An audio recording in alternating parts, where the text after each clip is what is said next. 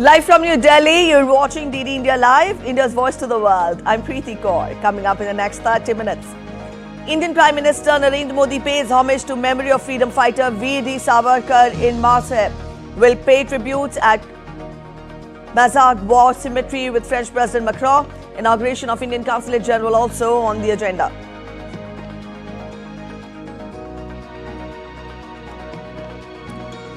India's Prime Minister Narendra Modi and US Vice President Vance meet on the sidelines of the Paris AI Summit, discuss diversifying India's energy sourcing.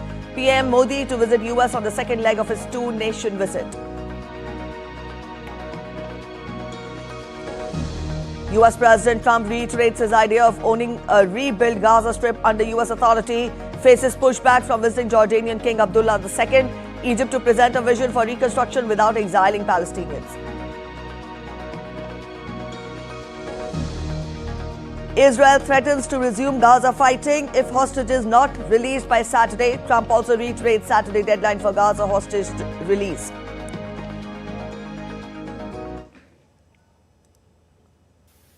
If Hamas does not return our hostages by Saturday noon, the ceasefire will end and the military will return to intense fighting until Hamas is finally defeated. Ahead of meeting with US President Vance, Ukrainian President Zelenskyy offers land swaps amid peace talks with Russia.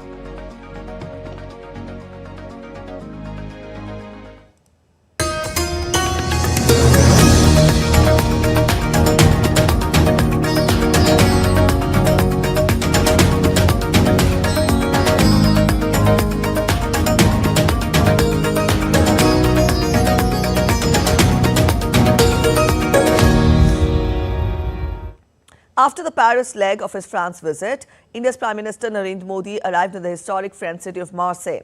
At the airport, Prime Minister Modi was accorded a guard of honor. During this, French President Emmanuel Macron was also present. Prime Minister Narendra Modi is in Marseille to inaugurate a new Consulate General of India with French President Emmanuel Macron. The leaders have a series of engagements planned for Wednesday, including a visit to the Mazag War Cemetery to honor the sacrifices of Indian soldiers who died fighting in the world wars.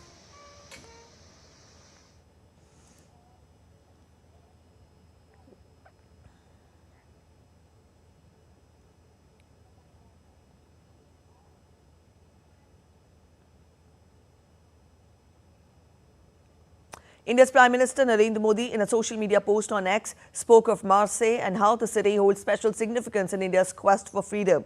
He added that it was here that the great Veer Savarkar attempted a courageous escape. Prime Minister thanked the people of Marseille and the French activists of that time who demanded that Savarkar should not be handed over to the British custody. He also spoke about the bravery of Veer Savarkar that continues to inspire generations.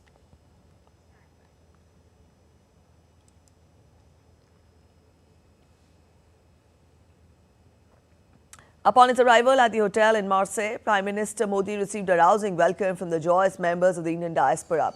The warm reception highlighted the large number of Indian community members who reside in France and are key contributors to the country's development.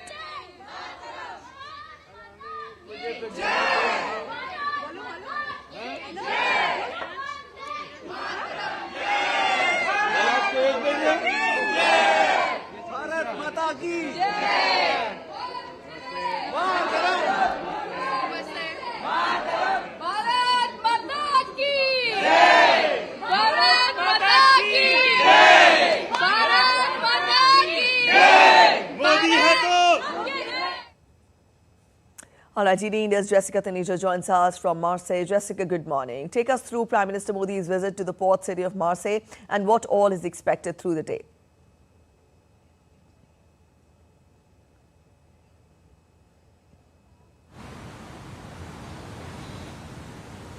After successfully co-chairing the AI Action Summit in Paris, the Prime Minister has arrived at the port city of Marseille, where both the Prime Minister and the French President will visit the Marseille Cemetery later in the day and also inaugurate the new consulate here in Marseille to improve consular access for Indians and the businesses who have been thriving here for a very long time. After that, the Prime Minister would also go visit the International Thermonuclear Experimental Site, where crucial experiments are being conducted. After that, the Prime Minister will emplane for America and continue towards that journey. All right, Jessica, also, what is expected to come up in the bilateral talks between the two leaders today?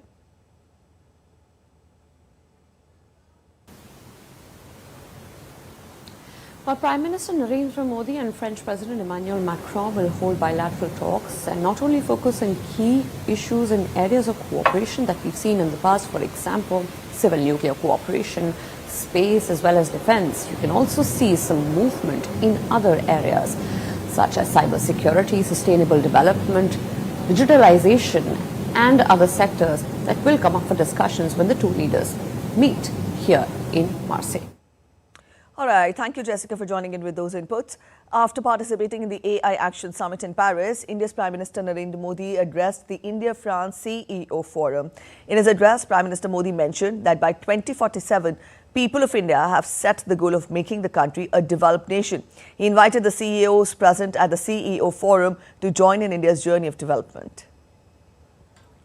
Bharat के 1.4 billion लोगों ने 2047 तक विकसित भारत का संकल्प लिया है, चाहे डिफेंस हो या एडवांस टेक्नोलॉजी, फिनटेक हो या फार्मा, टेक हो या टेक्सटाइल, एग्रीकल्चर हो या एविएशन, हेल्थ केयर हो या हाईवेज, स्पेस हो या सस्टेनेबल डेवलपमेंट। आप सभी साथियों के लिए इन सभी क्षेत्रों में इन्वेस्टमेंट्स और कोलैबोरेशंस की अनेक संभावनाएं हैं। मैं आप सभी को भारत की विकास यात्रा से जुड़ने के लिए आमंत्रित करता हूं।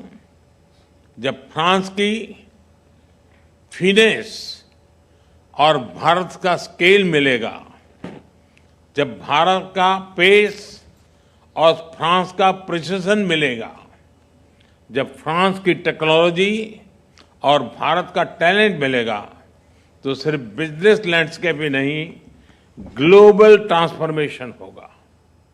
Prime Minister also mentioned that India's identity on the global stage today is that it is rapidly becoming a preferred global investment destination. Referring to the reformative steps being taken in the country, he emphasized that this is the right time for investment. आज Bharat diversification और D risking का सबसे बड़ा केंद्र बनता जा रहा है। कुछ दिन पहले हमारे बजट में न्यू जनरेशन रिफॉर्म्स अंकित किए गए हैं। ईज ऑफ डूइंग बिजनेस के लिए नए कदम उठाए हैं। पिछले कुछ वर्षों में हमने 40,000 से अधिक कंप्लायंसेस को रेशनलाइज किया है। ट्रस्ट बेस्ड इकोनॉमिक गवर्नेंस को आगे बढ़ाने के लिए एक high level committee for regulatory reforms गठित की है। कस्टम रेट स्ट्रक्चर को रेशनलाइज किया है। अंतर्राष्ट्रीय व्यापार को आसान करने के लिए डिजिटल पब्लिक इंफ्रास्ट्रक्चर की मदद से भारत ट्रेड नेट की शुरुआत की जा रही है। ईज ऑफ लिविंग की दिशा में नया सिंप्लीफाइड इनकम टैक्स कोड हम ले आ रहे हैं। नेशनल मैन्युफैक्चरिंग मिशन की घोषणा की है और नए सेक्टर्स जैसे कि इंश्योरेंस सेक्टर को 100% एफडीआई के लिए खोल दिया गया है। इन सब इनिशिएटिव्स को आप जरूर ध्यान से स्टडी करें। मैं आप सबको कहता हूं कि भारत में आने का यही समय है, सही समय है। India's External Affairs Minister Dr. S. Jaishankar addressed the inaugural session of the 14th India-France CEO Forum in Paris on Tuesday. Foreign Affairs Minister of France Jean-Noël Barrot and Finance and Industrial Minister Eric Lombard also took part in the event. While addressing the gathering, Dr. S. Jaishankar highlighted the potential of India, France and India-EU cooperation in diversifying production, making supply chains resilient and de-risking global economy. Also, Dr. S. Jaishankar underlined the trust, comfort and ambition in India-France partnership.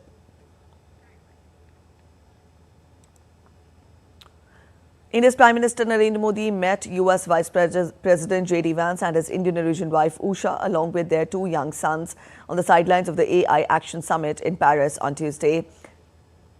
Prime Minister Modi posted images of meeting on X showing him with the Vance family, including their sons Evan and Vivek. The Prime Minister's post read, and I quote him, "Had a wonderful meeting with US President J.D. Vance and his family. We had a great conversation on various subjects. Delighted to join them in celebrating the joyous birthday of their son, Vivek." Earlier in a video shared by Indian Prime Minister's office, the Prime Minister was seen holding talks with Vance while his wife watched on.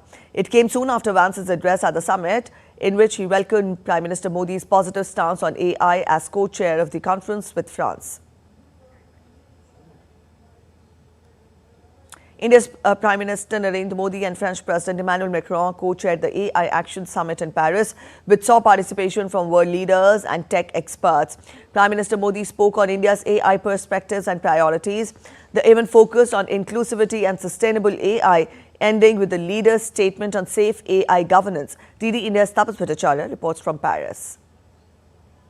India is taking a decisive role in shaping the future of artificial intelligence. Indian Prime Minister Narendra Modi co-chaired the third AI Action Summit alongside French President Emmanuel Macron. During his address, he emphasized AI's potential for global good while also warning about its inherent biases and the need for international cooperation. I welcome the decision to set up the AI Foundation at the Council for Sustainable AI. We must also make the Global Partnership for AI truly global in nature. To build on the momentum of this Action Summit, India would be happy to host the next summit. With AI rapidly reshaping economy, security and society, Prime Minister Modi also spoke about one of the biggest concerns, job displacement. Loss of jobs is AI's most feared disruption. But history has shown that work does not disappear due to technology. Its nature changes and new types of jobs are created. We need to invest in skilling and reskilling our people for an AI-driven future. Prime Minister Modi highlighted India's growing AI talent pool and the development of India's large language model designed to pool resources like compute power. French President echoed the need for open source AI to ensure an inclusive and transparent AI future. If we want to trust artificial intelligence, we have to have greater and more consolidated quality data. And if we want to have models, we want to have open access, but it has to be multiple access. And the example we saw from Prime Minister Modi earlier, we can see the different models. We want open source models and multiple sorts which reflect our diversity. Beyond risk, AI governance must also promote innovation and accessibility for all. With AI shaping the future at an unprecedented pace, Prime Minister Narendra Modi's message was clear.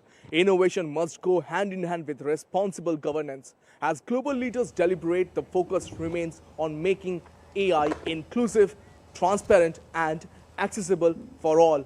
With camera person Rakesh, this is Tapas Bhattacharya for DD India from Paris. You're watching DD India Live. We're heading for a short break, but after the break, aligning with US President Donald Trump's order, Google renames Gulf of Mexico to Gulf of America for American users. Millions of devotees gather for Maghi Purnima Snan as part of the Grand Mahakumbh Mela. In sports, India's pace spearhead Jasprit Bumrah ruled out of the Champions Trophy due to injury.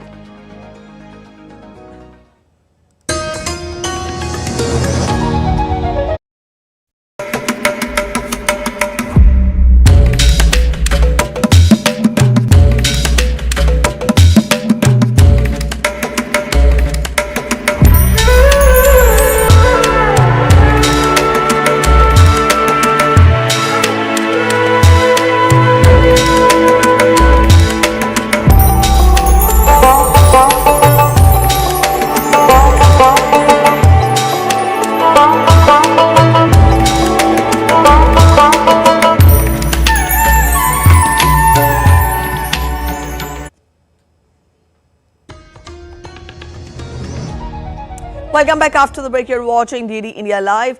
Jordan King Abdullah met Donald Trump in the US, who restated his plan for the US to take over Gaza and insisted that Jordan would house displaced Palestinians despite the King's opposition to the proposal.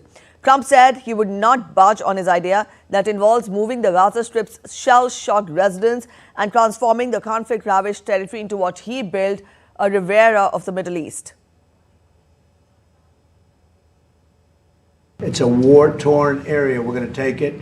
We're going to hold it. We're going to cherish it. Despite the views of his Jordanian counterpart, Trump said that Jordan as well as Egypt would ultimately agree to house displaced Gazans. But both the countries rely on Washington for economic and military aid. King Abdullah did not agree to Trump's plan, however, praised Trump for his commitment to bring peace and stability in the West Asia region.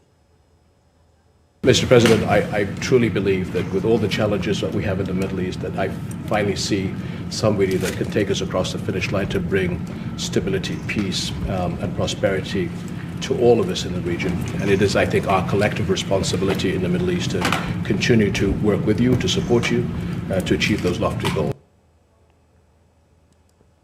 Jordan's king is currently in Washington, during which he visited the capital on Tuesday. He met with U.S. Senate Majority Leader John Thune and also joined other senators for lunch. All right, thank you, everybody. Thank you, thank you, thank you. Thank you, everybody.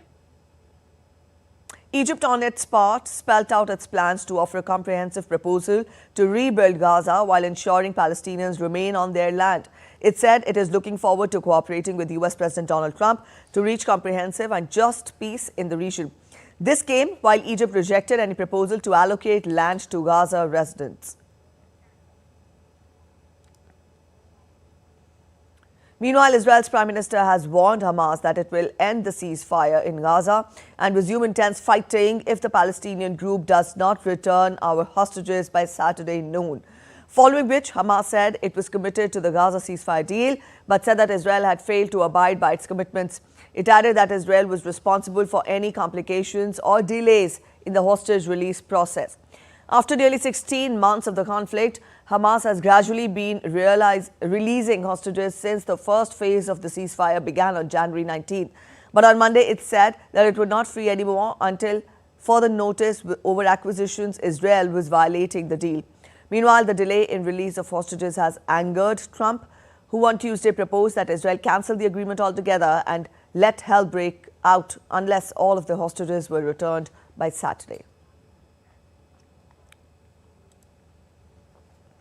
All right, let's get you updates on Ukraine-Russia conflict now. Ukrainian President Volodymyr Zelenskyy will meet U.S. Vice President J.D. Vance on Friday at the Munich Security Conference, where they are set to discuss Washington's push for an end to the three-year conflict with Russia. The U.S. delegation to the top European Security Conference taking place between February 14th and 16th will also include Secretary of State Marco Rubio and President Trump's Special Envoy for Ukraine and Russia, Keith Kellogg. The meeting with Vance comes with Donald Trump pushing for a swift end to the conflict and after the U.S. president said that he would probably meet with Zelenskyy personally in the coming days. Meanwhile, ahead of the meeting, Zelenskyy offered land swaps in negotiation with Russia. In an interview to the English newspaper Daily, the Ukrainian president said that Kyiv will swap one territory for another. Zelenskyy said that he would offer Russian President Vladimir Putin territory that Ukraine seized in Russia's Kursk region 6 months ago. The offer comes as Russia freed an American prisoner, Mark Fogel, an American school teacher, after being held captive since August 2021. President Donald Trump described it as a goodwill gesture on ending the conflict.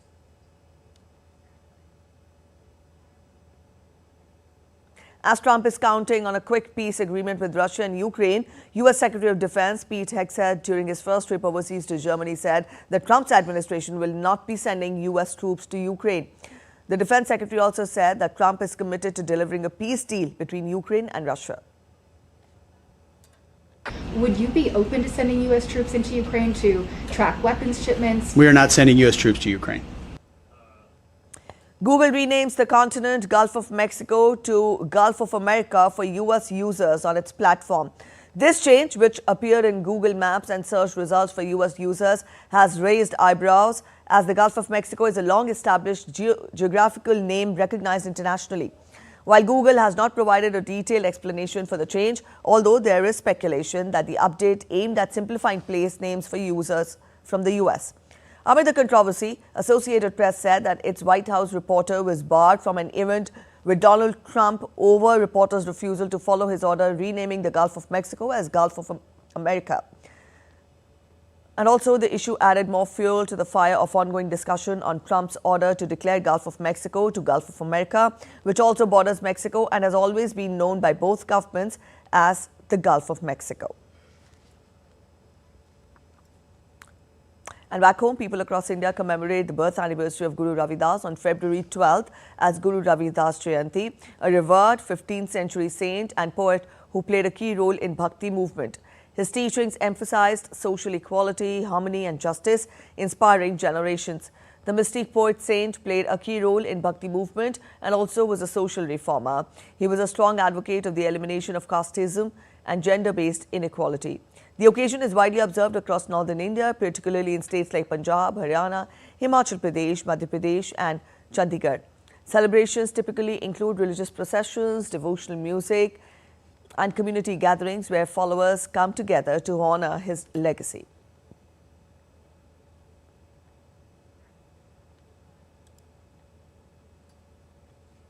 President of India, Draupadi Murmu, has extended her greetings on the birth anniversary of Guru Ravidas. In a message, the President has said, and I quote her, Guru Ravidas ji was a great Indian saint who gave the message of unity and brotherhood to all through his writings. His soulful poetry transcends the barriers of caste and religion and motivates entire humanity. The life of Sant Ravidas ji is a source of inspiration for all sections of the society. On this occasion, let us imbibe his message of devotion, compassion and selfless service, making it a part of our lives and contribute to the making of an inclusive society and a developed nation. And now we get to the latest from Mahakumbh, the largest religious congregation in the world.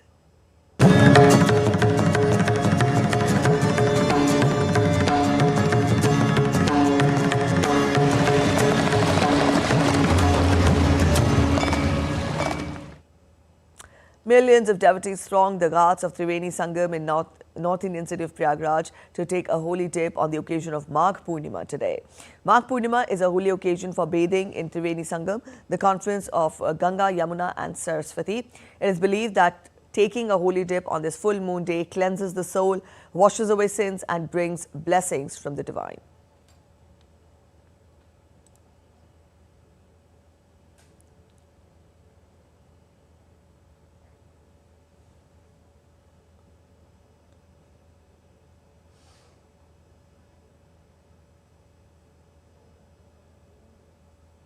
Uttar Pradesh Chief Minister Yogi Adityanath continues to monitor Magh Purnima Snan at Triveni Sangam in Prayagraj from his office. He had already issued several guidelines to officials to ensure smooth passage of the event. He ordered to increase the number of shuttle buses so that devotees can easily reach the fair area from the parking lot. He also stressed that no vehicle should be allowed to enter the fair premises in violation of the regulations. Chief Minister Yogi also asked officials to take care of children, elderly and women. He also directed officials to take strict action against people spreading misleading or false information. Let's talk of sports now. The Indian Cricket Board BCCI on Tuesday confirmed that India's pace spearhead Jasprit Bumrah has been ruled out of India's squad for the Champions Trophy 2025. Bumrah's absence leaves a major gap in India's pace attack, as he has been a key performer in the team's bowling lineup. The 31-year-old has been out of action since the final innings of the last Test match of the Border Gavaskar Trophy, where he was not able to bowl due to a back issue. The 23-year-old pacer Harshit Rana was named as Bumrah's replacement in the final 15-man squad. In another selection twist, young opener Yashasvi Jaiswal was also left out of the final squad, with 33-year-old mystery spinner Varun Chakravarti being named in his place.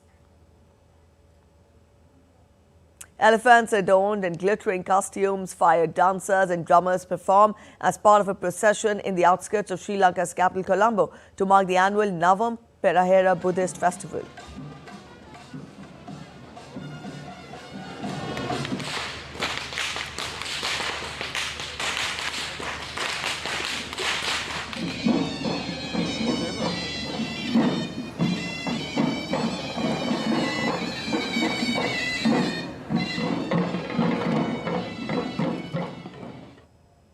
All right, that's it in this edition of DD India Live. But let us know your thoughts on the news of the day. For those of you on the go, you can get all the latest news and updates from India and across the world on the DD India mobile app.